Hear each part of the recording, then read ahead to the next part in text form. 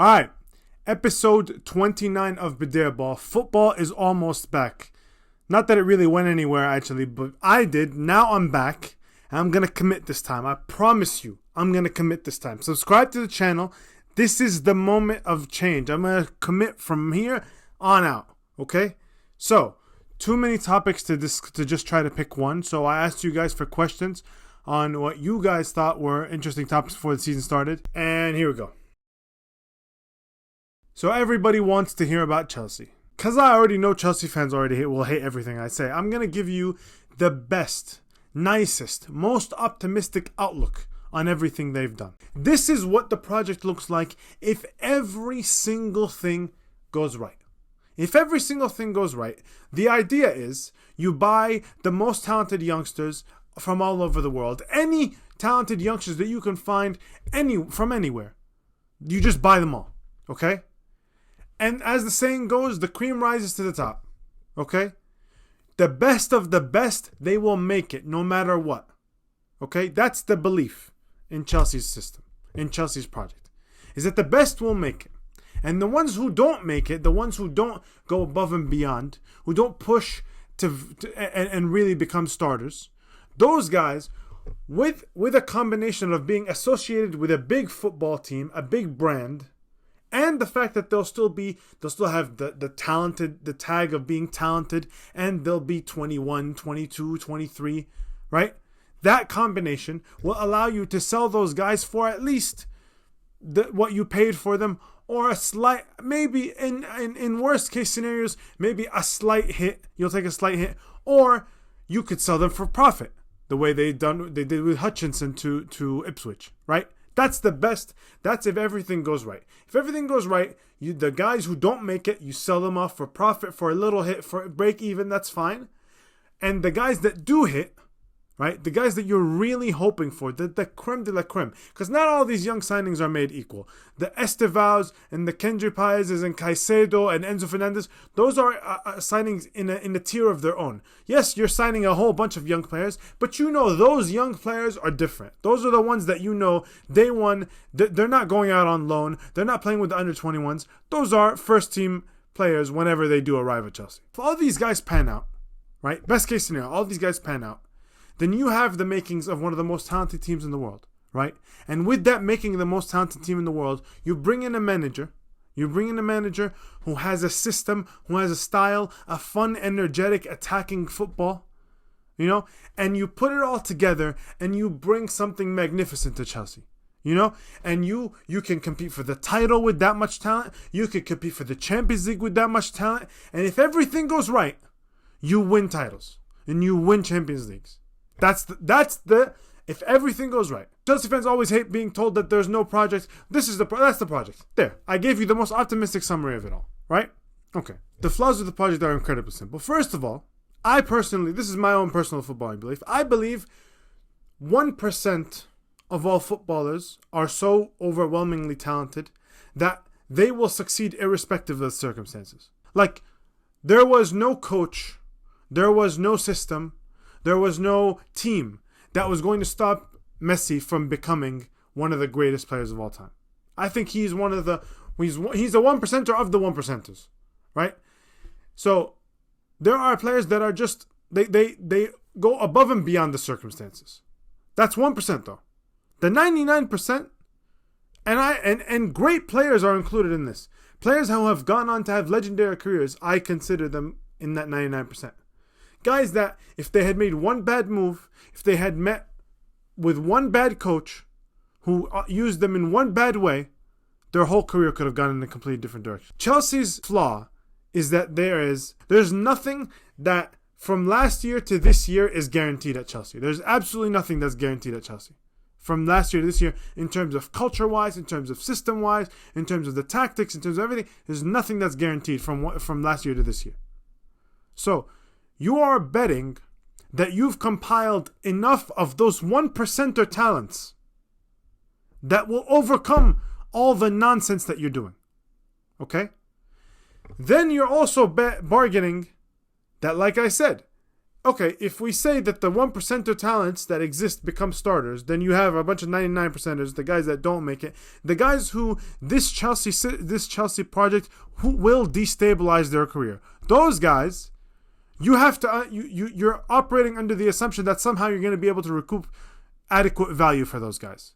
And it's not just 5 million and 300,000 fees that are put. No. These are 20 million and 25 million and 15 million and 10 million players.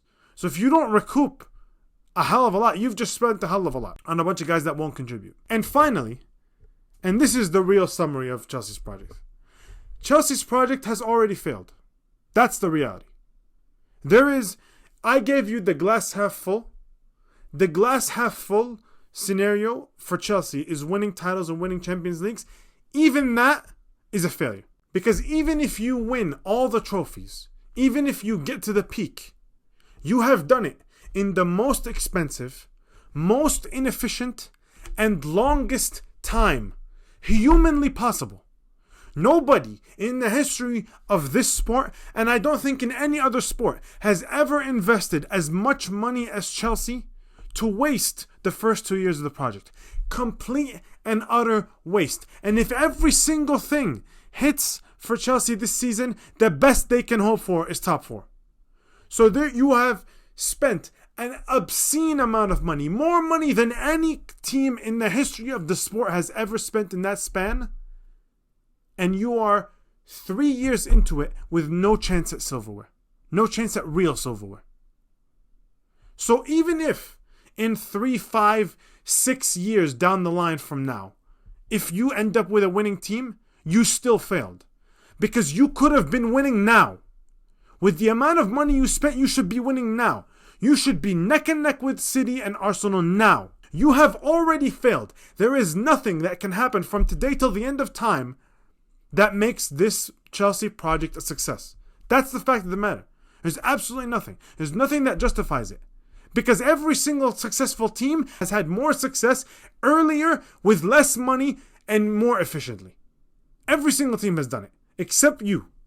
It's already failed. It's already done. Even if you look at it in the most optimistic way, it's already done.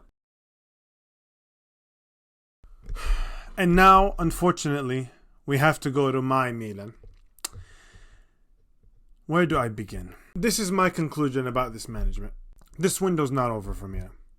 And there is an eventuality, like one of the questions said. If we sign Fofana and Samardzic, in addition to what we've already signed in Morata, Pavlovic, and Emerson. If we sign Fofana and Samardzic, am I happy with the window? Yes. Yeah, I am happy. Absolutely. But what I have seen from this management over 2 years now, and this is something I'll stand, we will not build a winner with this team, with this management. It just won't happen. No matter how many, they will get good players. Tijan Reinders is a good player. Chukwueze is a good player. Pulisic is a good player. But we will not build a winner. Because the way they operate and the way they do things is not a winning style. It's just not. We are 1 week removed from the season. And we don't have a midfielder. This is a 3-year problem. We've needed a midfielder for 3 years. 2 of them presiding under them.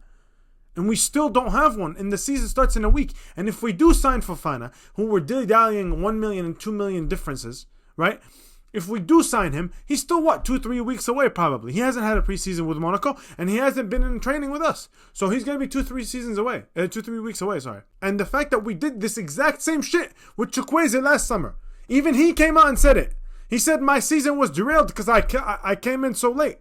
And the guys that played ahead of me played well. But that's the problem. We always maintained. Yes, Pulisic played well. Yes, Pulisic deserved a spot. Absolutely. But we were only going to ever achieve something if both Pulisic and Chukwueze both contributed. They had to both contribute. But instead, the way we structured our summer, and of course the way Pioli managed them, right? The way those two combined, we ended up with just Pulisic contributing and Chukwueze looking a shadow of himself until later in the season. Yeah, no way. And we're doing the same exact thing again now. That's my basic take about Milan. We can buy a good player here and we can get a good player there, but at the end of the day, whatever we come up with will not be a winner. We will not build a winner with this management. Those are the 2 big topics I thought. now I'm going to speed run through a few of the questions. All right, first off, we have my 3 Premier League relegated teams. I'm just going safe. I'm going with the 3 promoted teams. Ipswich, I followed the Championship a little bit last year, and they just seemed like they were riding their luck a little bit. They didn't make any signings that really moved the needle for me, so I just expect them to go right back down. Then I have Leicester. Leicester had the squad most equipped or best equipped to stay up of the 3 in my opinion, but then they sold Kieran Dewsbury-Hall and they lost Maresca.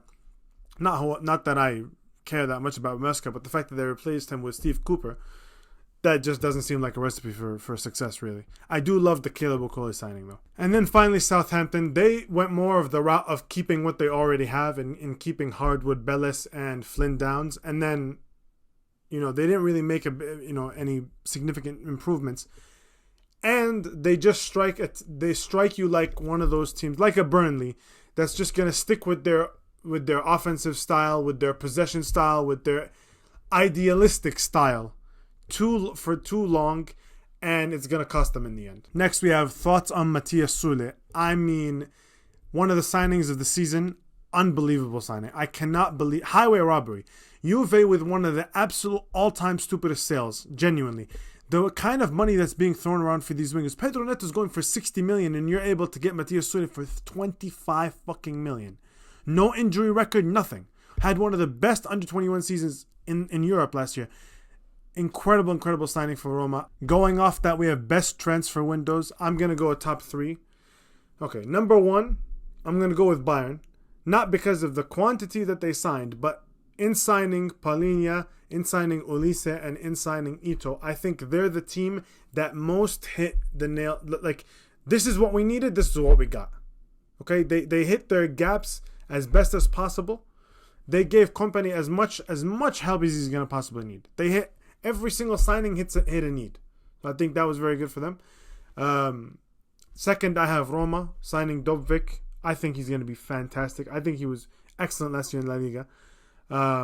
Like I just said, Matthias Sule and Enzo Lefebvre. I think it's just going to be absolutely amazing. Like, those are 3 signings that change your perspective about Roma. The past few years, these are the kind of signings that they haven't made.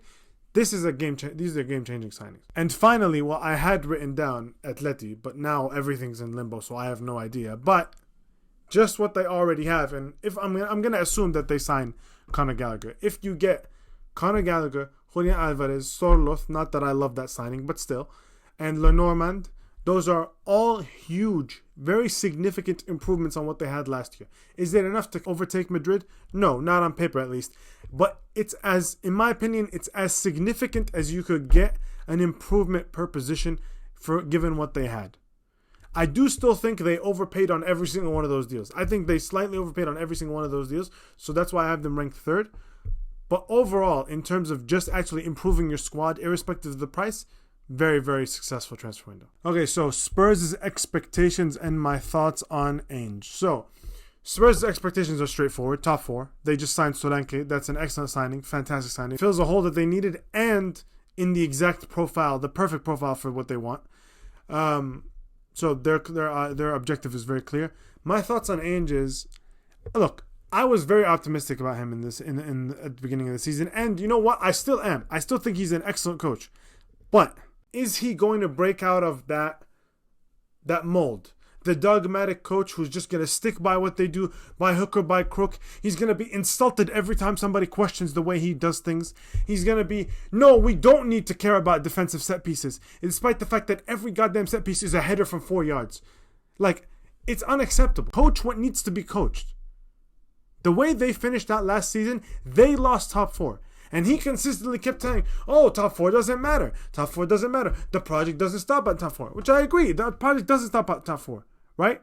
But then he had the whole thing with the Arsenal fans about Spurs wanting to lose against City. And oh, man, that whole thing. Look, it's just a fact of the matter. Coach what needs to be coached. Don't be dogmatic. Don't be like, this is my way or the highway. We're playing like this. And this is the only way we play. No, that's not going to work. It's not going to cut it. The way the nonsense they did when they went down to 9 men against Chelsea, that kind of arrogance, it's just not going to work. There is a difference between implementing a system, sticking by a system, sticking by principles, that's one thing. That's one thing every team needs. Defensive, attacking, pressing, possession, every team needs those things. Okay? But you can't be over the top. You have to figure out a balance between where can I maintain the principles while also tweaking it to win as many games as possible. Top 3 Serie A signings, I'm going to go Sule for 25 million. I'm going to go with Matteo Retegui to Atalanta for 22 million. I love that signing. He does every single thing you want from Atalanta striker. He wasn't brilliant for Genoa. He wasn't brilliant. But the things that he showed, the instincts that he showed are exactly Atalanta instincts. He's going to be brilliant for them.